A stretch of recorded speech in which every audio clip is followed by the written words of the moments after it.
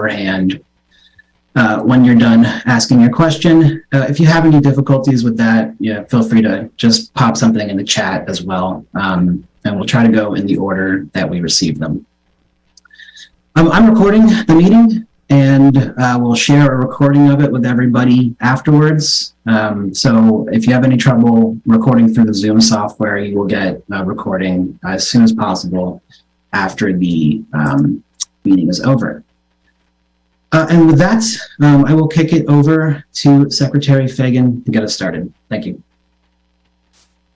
Thanks, Ben. Good morning.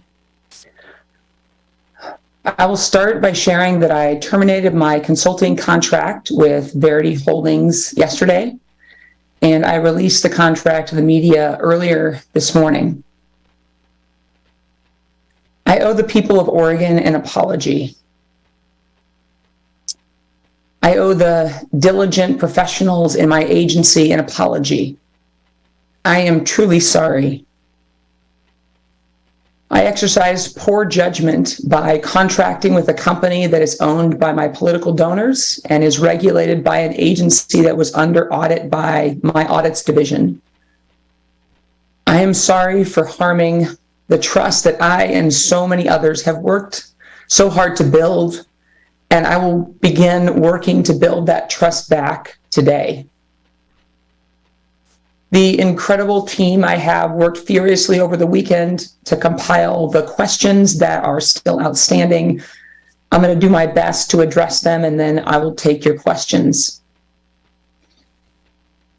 Earlier this year, outside of my official duties, I began working for supplemental income, both at Willamette University Law School, teaching a class, and as an independent contractor with Verity Holdings, consulting on the cannabis industry outside of Oregon. I diligently followed all Oregon government ethics published guidelines for private employment for public officials.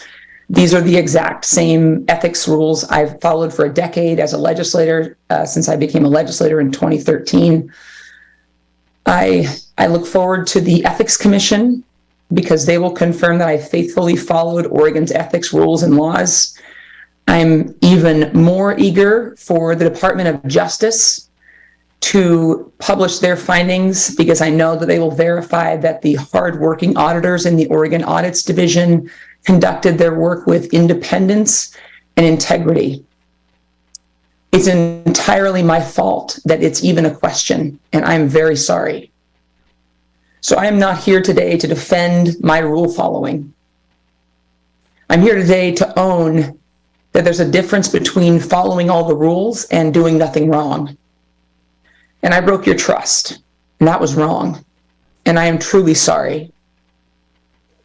I want to start with kind of the outstanding questions about why I use my free time to earn supplemental income and how I came to have a contract with Verity Holdings.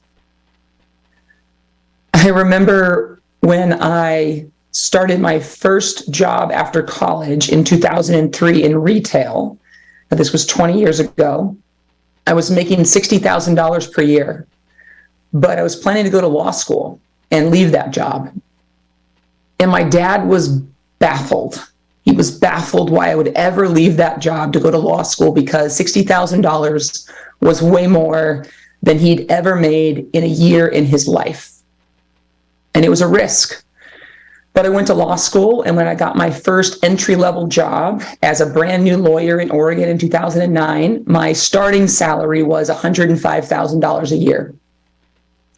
14 years later, I'm starting over financially after a divorce. I have 2 young kids. I have student loans and other bills. I'm a renter in the expensive Portland metro area, and I'm the sole income earner in my household.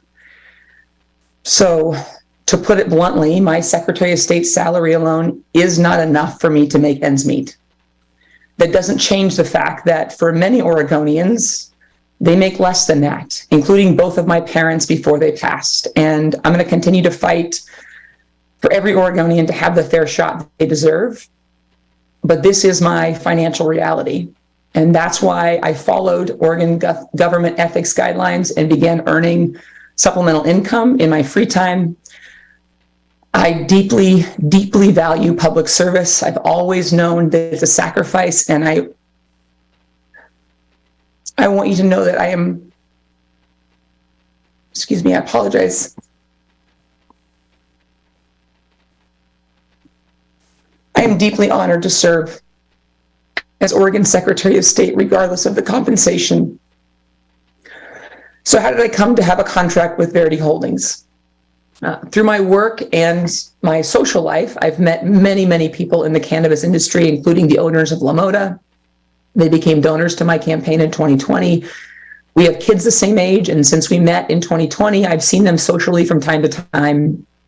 In February, we were catching up socially, and I mentioned that I was excited to teach a class at the law school in Willamette for supplemental income. And Rosa mentioned that her company was looking to expand outside of Oregon and looking for contractors to do, research on the industry in U.S. states and territories. This opportunity interested me because it was something I was highly qualified to do. Having gone through law school and been an attorney for a decade, I'm a very good researcher. I knew it was something I could do from home during my free time and was focused outside of Oregon. Before beginning the contract, I spoke with the very helpful staff at the Ethics Commission 3 times to make sure that I understood everything that was different about private employment now that I'm Secretary of State compared to when I was a legislator. Legislators with private employment follow the same ethics guidelines that I follow. I learned from the Ethics Commission that the private guidelines are the same and that the standards for determining conflicts of interest are the same, but legislators can't recuse themselves from a conflict, which is what I was familiar with. If you've ever watched floor sessions in June, it's very common to see legislators stand and declare a conflict on various state budgets, but the rules make it where they have to still vote after a conflict. I learned from the Ethics Commission that as Secretary of State, I can recuse myself if there's a conflict. So my questions with the Ethics Commission were focused on whether or not there was a conflict and if I had to recuse myself from the OLCC audit. Through our conversations, I concluded that there was no conflict for really 2 key reasons. Number one, any direct action taken as a result of the audit would be taken by the governor or the legislature or the OLCC, not my agency. And 2, because the class of businesses potentially affected by any regulation changes was so large that me contracting with one cannabis company did not create a conflict under the law. The ethics staff told me that to avoid recusing myself, it would be best to seek a written opinion from the Ethics Commission. So I know that it's been asked, why didn't I seek an opinion? Because an opinion would have gotten me out of recusing myself. I chose instead to voluntarily take the most restrictive limitation on myself and to recuse myself from the OLCC audit. After that was done, I signed the contract to consult with Verity Holdings. In the early stages of the contract, which was all that I have had because I terminated the contract yesterday, in the early stages, I was really compiling the vast landscape of FAQs, laws, regulations in other states and U.S. territories, so the company's legal team could do a legal analysis. I practiced law in Oregon for over a decade, and half of that was representing and advising businesses. My Oregon State Bar status went to inactive when I became Secretary of State, and as an inactive member, I cannot and have not performed any legal work. I am in the process of becoming an active bar member again, and I'm literally waiting on paperwork. And if the contract had continued, once I was a member of the bar, my consulting likely would have included legal analysis once all the initial information gathering was complete. But as I noted, I terminated the contract. To be clear, they have never asked me to do anything other than gather information on expanding their cannabis business to other states. But clearly, this contract raises questions, and upon painful reflection, taking that contract was poor judgment. I made a mistake, and I own it, and I am sorry. I later learned by reading Sophie Peel's reporting in the Willamette Week about the troubling allegations against the owners. I believe the right thing for me to do is redirect as much of their political donations as I have left in my PAC as I'm able. I have decided to empty my PAC and donate its entire ballast to the Oregon Humane Society. I just want to close by saying that I am deeply sorry for harming the trust that I and others have worked so hard to build, and I will begin working to rebuild it today. It continues to be the honor of my life to serve as your Secretary of State. Over the next 2 years, I will continue fighting to protect our democracy and building trust in Oregon government and rebuilding your trust in me. I'm happy to take your questions. Thank you. So we're going to take questions in the order that we've received them. Just a quick reminder to folks, if you could please stay on mute when you are not speaking. That'll help us get better audio out of the press conference. I will be following up with a recording for everyone as well after the meeting is over. The first question I see is from Noelle Crombie. Noelle, go ahead. Good morning, Secretary Fagan. Did you ever speak to Governor Tina Kotek or her staff, either once she was in office or during her campaign, about the OLCC? And if so, what was the nature of those discussions? And did you ever raise concerns about Steve Mark's management of the agency? No.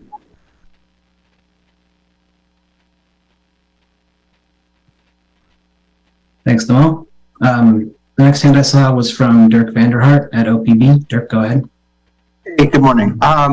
I think a lot of people probably were surprised to read that a full-time Secretary of State is a consultant for a marijuana company, because I think there are a lot of consultants that exist and probably do that full-time. And people will look at this and say, well, Shemia Fagan is sort of the lieutenant governor. She knows a lot of Secretary of States.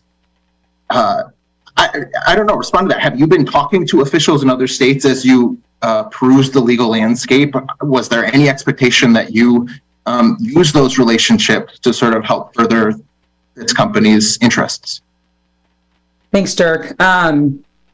I do know a lot of people, socially and otherwise. Like as I mentioned, my work was essentially creating a document, kind of looking at all the different, regulations, FAQs. I'm trying to remember if I know that I've had conversations, at lunch and stuff about, cannabis comes up. I'm trying to remember if I've had conversations with anybody. I talked to a friend of mine in Connecticut just to ask who would be somebody for a cannabis company to talk to if they wanted to get the lay of the land. And that is, that's the only conversation I can recall, but it was not an expectation. And this is not something I used as my official, Secretary of State. I didn't call anybody that I didn't know.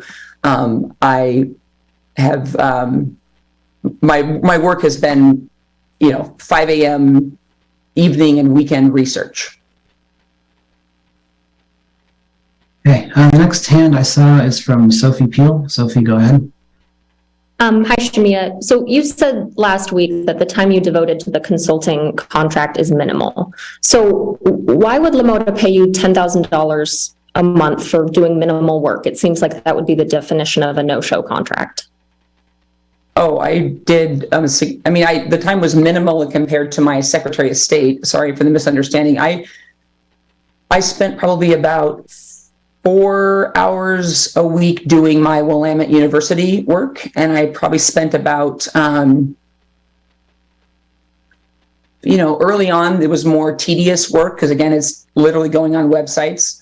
And so I probably spent about 15 hours a week, which, of course, is, not even the equivalent of a part-time job, but it's, insignificant compared to my state work. But it works out to about $150 to $175 an hour, which is about also what Willamette was paying me, give or take. Although it was on a stipend as well. But and which is, commiserate with people in the private industry doing this. And I'm certainly much less than I ever made as a private attorney. And did you receive any money from Lamoda, Aaron, or Rosa before you signed the contract on February 23rd? No. Outside of campaign donations? No, I didn't receive any money from them until I signed the contract, did work, and then submitted a 1099. And then one more question about the audit. So you say you did the responsible thing by recusing yourself from the audit. Records show that the audit was in its final form by the time you had recused yourself. And two, records show that as early as January of 2021, you were pressing the audits division to talk to Rosa about her concerns about the agency. And you did that several times. How can you say this audit was independent of influence when, one, you didn't recuse yourself until after it was done, and two, you pressed the audits division to speak directly to Rosa about her concerns? Thanks, Sophie. So first off, I recused myself in February of 2023 because that's when I began, that's when I was contemplating a consulting agreement with them.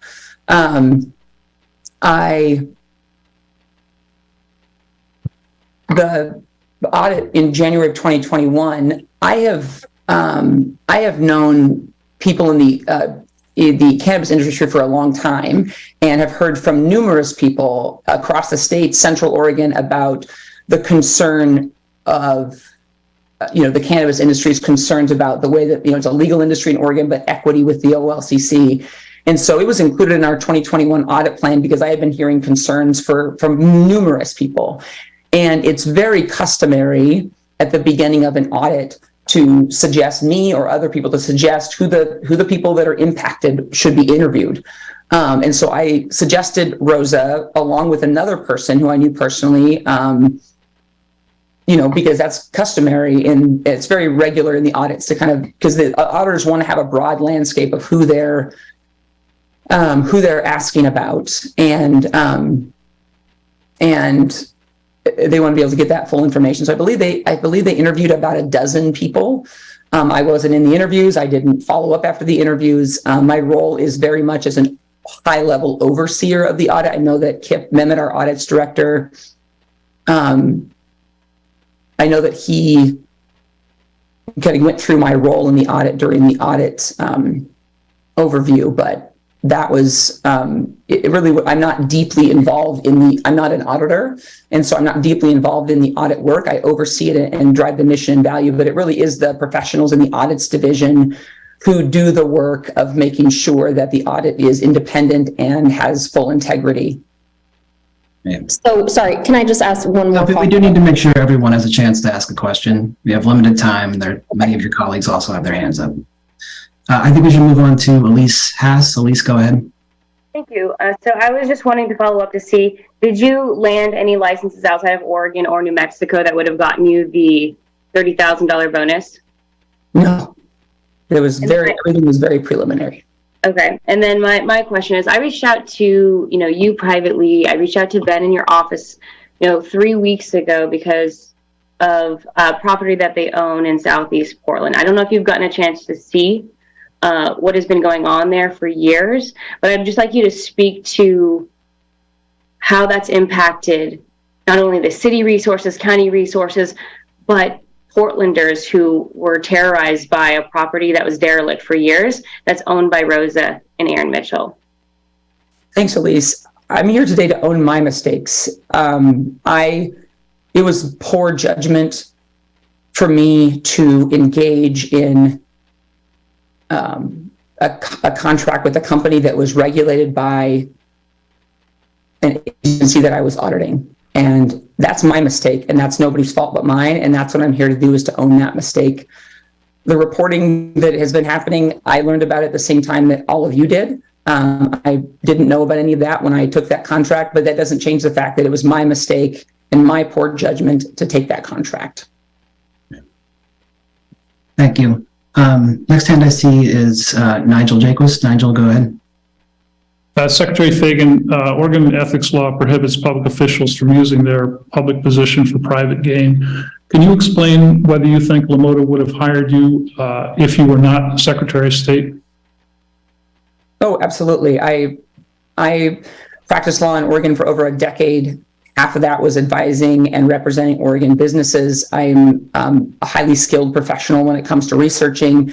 As I mentioned, the contract is not for legal services, it's for consulting services. It was contemplated that I was going to seek reinstatement at the Oregon State Bar. As I mentioned, I'm actively trying to do that. It's just a lot of paperwork.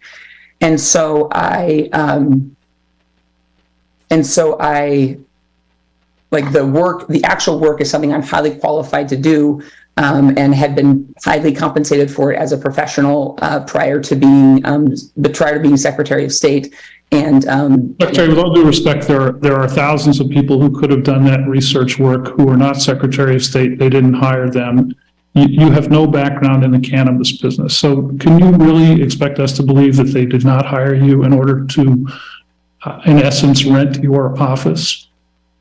I'm confident they didn't do that. They've never asked me to do anything but look at the regulations in the area, and it is something I'm qualified to do as a person generally representing businesses. You know, you don't have to be an expert in any particular piece of it. I was often looking at rules and regulations, and again, I was not performing any legal work in the last 2 months under the contract. I was compiling information, but it was contemplated that I would eventually be able to add, potentially legal analysis would be part of my consulting. I knew them socially. That's how I, ended up having the opportunity, because they are people that I knew, and this opportunity came up. But I would have continued. Did you know them before they contributed to your campaign? I met them in 2020, right around the time, but they became friends since then. We have kids the same age. We became, we check in occasionally socially. And one quick question. You recently reimbursed yourself about $21,000 for personal expenses in your PAC. I've never seen a personal reimbursement that large. Could you explain it, please?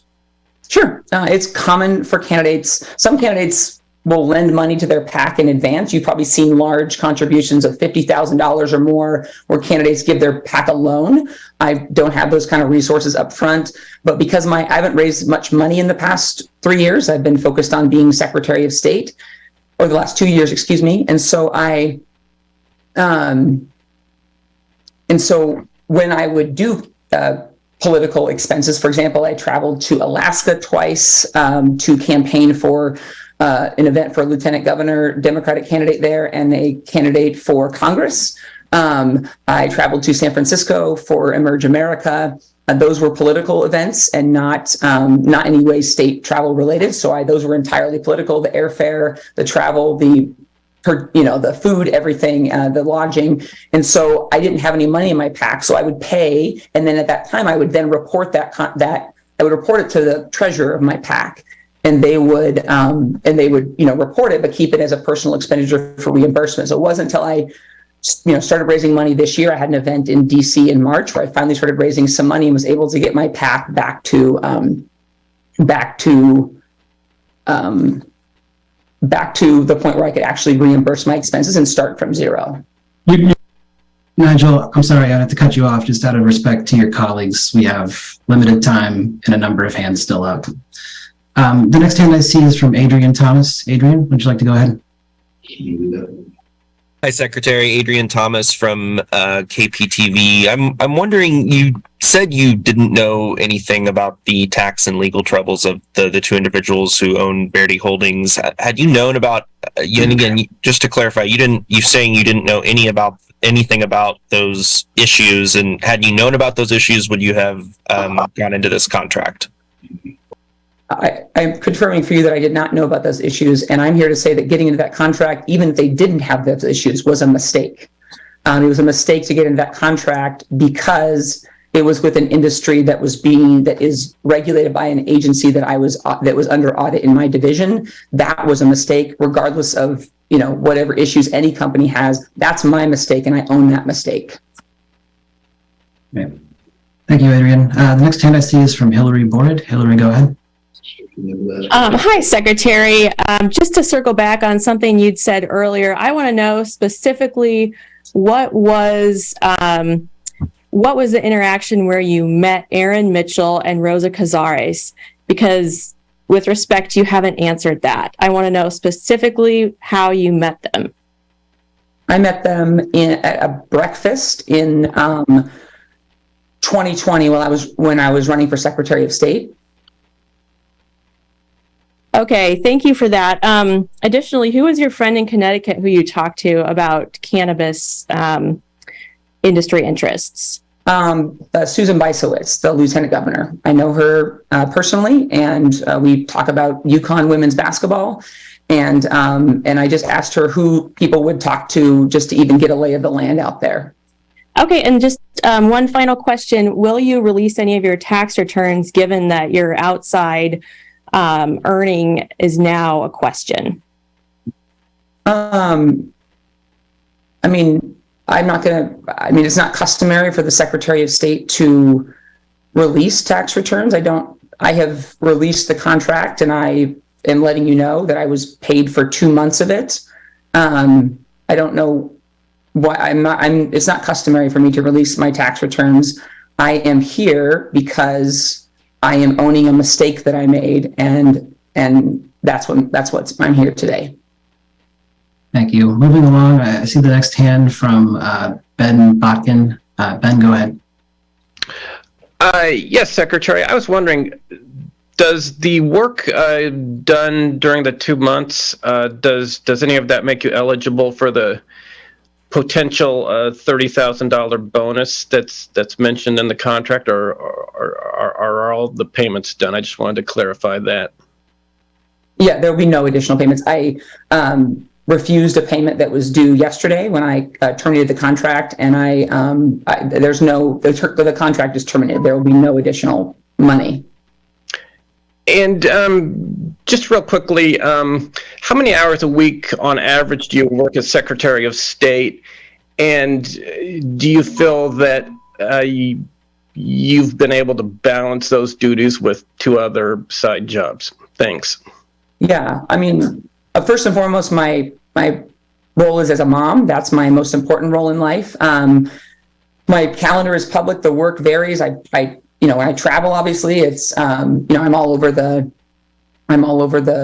country. There's longer hours. I work weekend events at times. You can see my public calendar, but it's hard to put the number of hours into a particular average, because some it's really, really heavy. Some it's a super heavy work week. Others it's lighter, but it always comes first. And I am one of those people that is a very, very early riser. I get up, I'm usually asleep by, 9:30. I'm usually awake by 5 a.m. at my computer, 5:15, 5:30. And so I do a lot of work in the early mornings. I'm much more of a morning person than an evening person, or on the weekends. But I'm not saying it's easy. It makes it where I'm not the person that you would ask about the most up-to-date TV shows.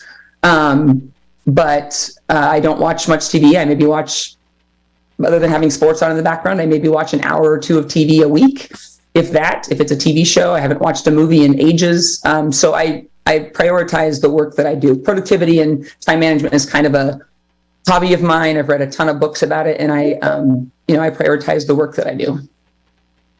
All right, we have time for one additional question from Blake Mayfield. Blake, go ahead.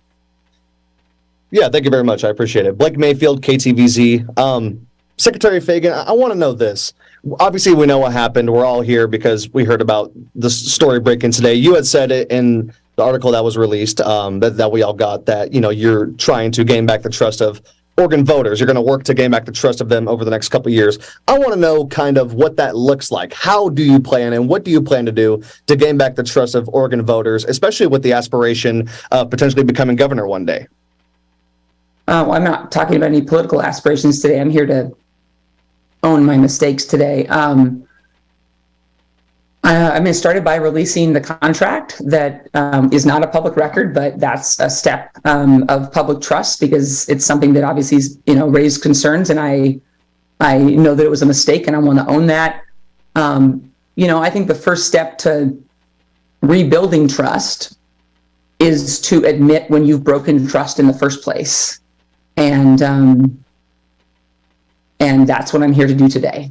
So to admit when I made a mistake. Those who know me personally know that whether it's as a mom or a partner or a friend, I don't always get it right. but when I don't, I own it, I reflect and learn, and I seek to repair. And that's what I'm going to be doing with Oregonians for the next 2 years. Secretary Fagan, this is Helen Jung at the Oregonian. Thank you everyone for joining. We wanted to ask you also just in terms of, are out of time. you said that it's not customary for secretaries of state to release their tax returns. It's also not customary for secretaries of state to take on jobs that pay more than their publicly elected position. So asking you again, as part of the effort to rebuild public trust, will you release your tax returns? So this question has been answered. I'm going to end the meeting now. If you guys have additional questions, please feel free to send them to me. I will work with the secretary to get you the answers. We do have additional questions. So if you end this now, we will say that it ended before everybody's questions were answered. And the purpose of this is to address public questions. Thank you for your time. The secretary has to go to a meeting related to the May 16th election, and we will follow up with you over email. I appreciate your time. Thank you very much.